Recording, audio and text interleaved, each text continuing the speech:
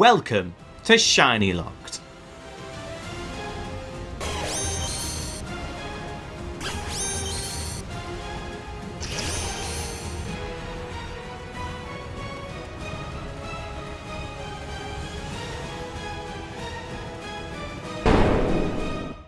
The definition of a mistake is an act or judgment that is misguided or wrong.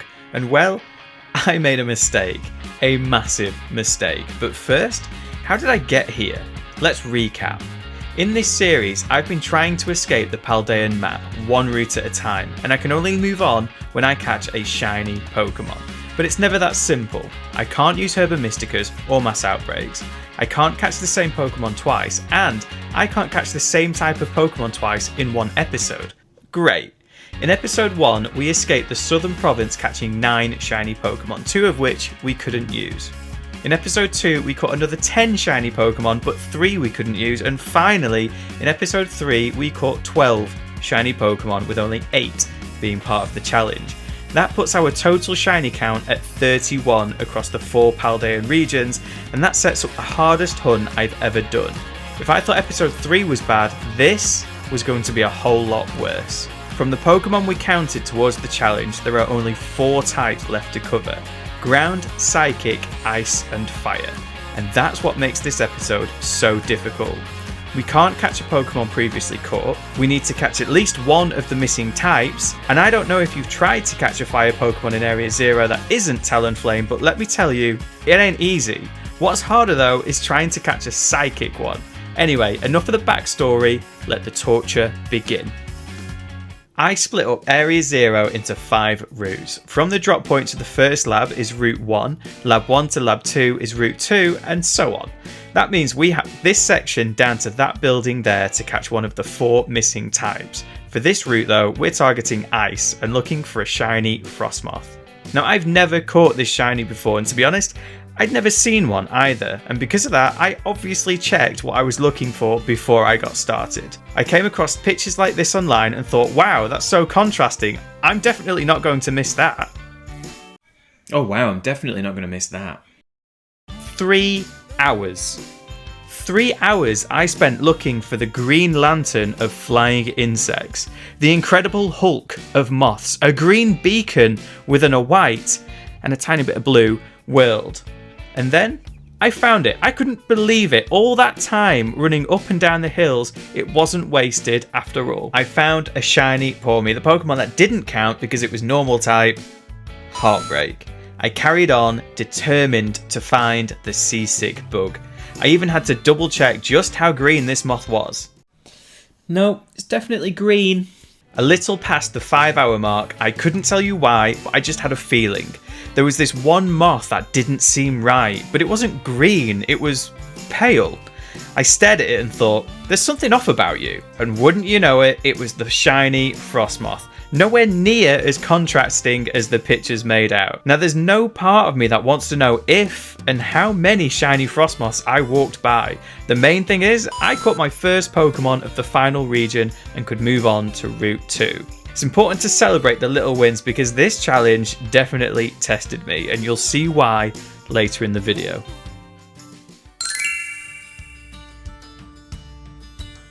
When I looked up what Pokemon spawn in Area 0, there were loads, but when I looked up which ones were fire type, there were 3.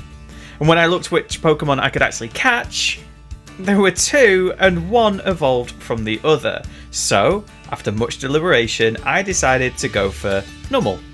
This adorably sad looking Pokemon will be our target for Route 2, and I was excited because Numel is a great shiny, not because of how it looks, but because of what it evolves into.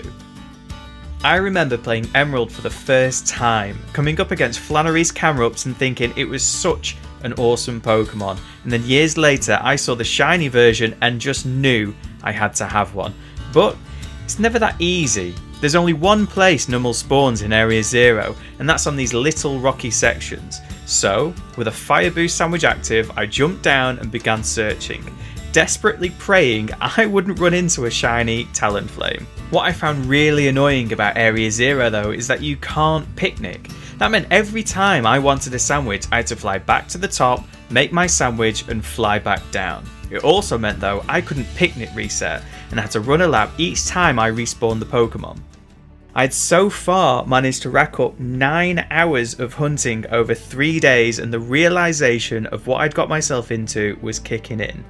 As I thought about packing up for the night, I gave myself another 15 minutes, and sprinting through the rocky terrain, I saw a majestic sight. Shiny Camerupt. Not the Numel I had planned, but something so much better. And as I was admiring this awesome Pokemon, a Talonflame got its 5 seconds of fame. A very straightforward battle followed by a luxury ball later, and we had the third shiny Pokemon of the hunt, finishing up the second route.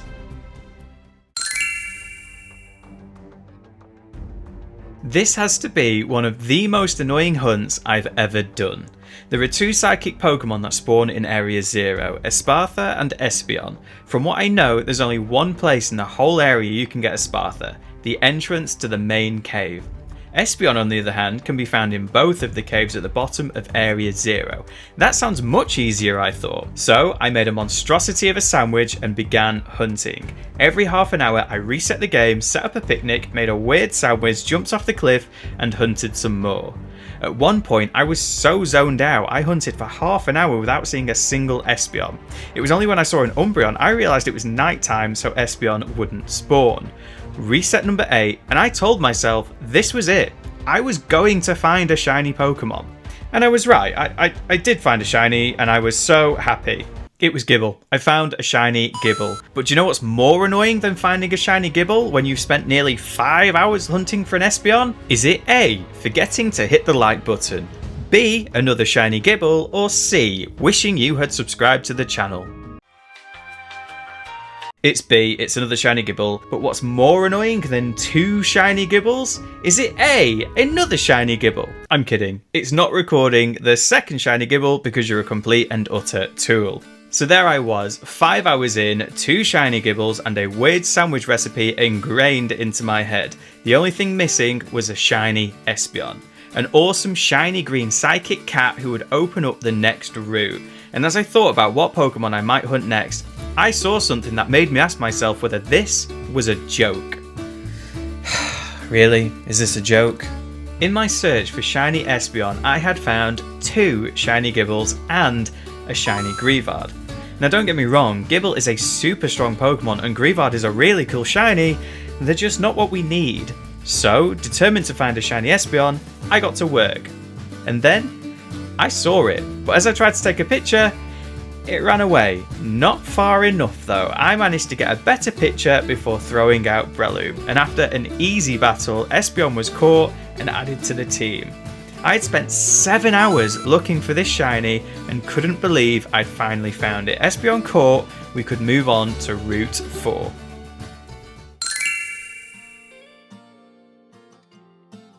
After the last hunt, I needed something quick to get back on track, and that's exactly what we got in Route 4. This was nothing compared to the last route though, so stick around for that one. Route 4 gave us the perfect opportunity to get the final type we were missing, Ground type. The caves under Area 0 have some really cool looking Pokemon and some even cooler shiny forms.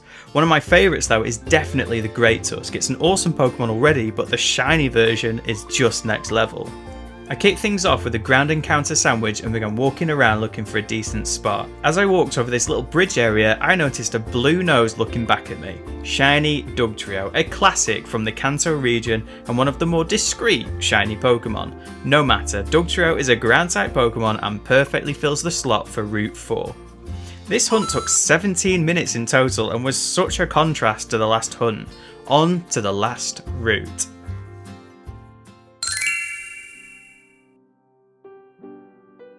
I couldn't enter the infamous Area 0 without catching a shiny Paradox Pokemon.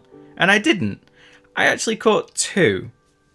As I had caught all types of Pokemon now, I gave myself free reign over what Pokemon I caught next, as long as it was on the route and Paradox.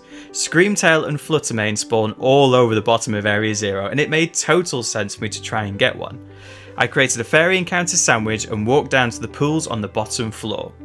On the way, I had to fight my way through hordes of Screamtails, constantly trying to check for red eyes all the way down. Definitely reminded me of playing chicken as a kid. When I got to the bottom, I was quickly surrounded by Fluttermanes, and it wasn't long until I found my shiny Paradox Pokemon. As I lapped the cave, a bright green ghost appeared next to the wall and I hit that save button. This was it. I had finally finished the challenge. I took a couple of pictures throughout Breloom and quickly realised I can't damage Fluttermane. This is the second time I'd come up against a ghost Pokemon without being able to damage. Not a problem though. Breloom's Spore put Fluttermane to sleep, a quick Luxury Ball thrown later, and of course, Crit Catch. As I sighed a huge sigh of relief, I headed towards the exit and took one last look around before I walked up the ramp. Shiny Fluttermane number 2. Shiny hunting never ceases to surprise me. You can literally go hours without seeing anything and in the space of 30 minutes find 2 in a row. Not as straightforward as the first one, Fluttermane number 2 was eventually caught and I headed out of the cave. Map complete. I want to say a massive thank you to everyone who has watched, liked and commented on this journey so far.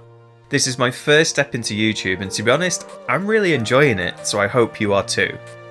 If you do want to see more, definitely hit that subscribe button because I've got plenty more challenges planned. Over the course of 4 episodes, we made our way across and out of Paldea, catching 42 shiny Pokemon in total. When I started this challenge, I honestly didn't know if I would finish, but now I finally have. I guess it's just time for me to relax and enjoy the shiny Pokemon we caught along the way. Or is it?